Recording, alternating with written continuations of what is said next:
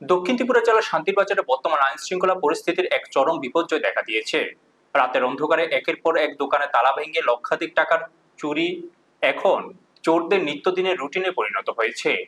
চোরের এই অবাধ রাজত্বে শান্তির বাজারের ব্যবসায়ী ও সাধারণ মানুষ গভীর আতঙ্ক ও চরম ক্ষোভের মধ্যে দিন কাটাচ্ছেন।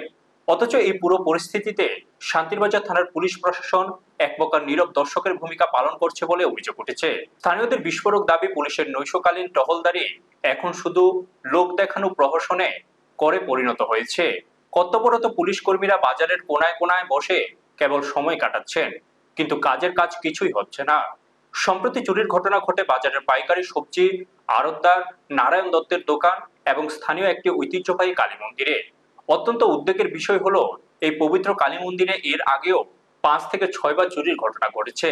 বাজারে সিসিটিভি ক্যামেরা সচল থাকার পরেও পুলিশ কেন চোরদের চিহ্নিত করতে বা আটক করতে পারছেন না, তা নিয়ে স্থানীয়দের মনে তীব্র ক্ষোভ ও রহস্যের দানা বেঁধেছে।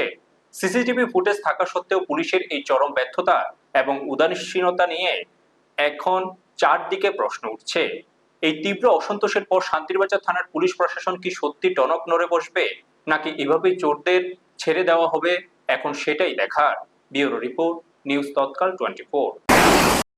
চুরি হয়েছে, দোকানের তালা ভাঙছে, কালীঘরের তালা ভাঙছে, আরো সবজি ওই রেস্টুরেন্ট দুইটা।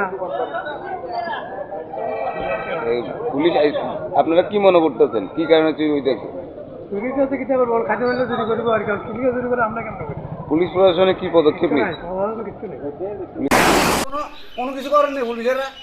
বাজারের মধ্যে গেলে মিষ্টি মহলের সামনে ওই ইয়ের দোকানের সামনে আগে বয়ে থাকে যেন এর কোনো সারা বাজার কোনো ইয়ে করেনি তারা।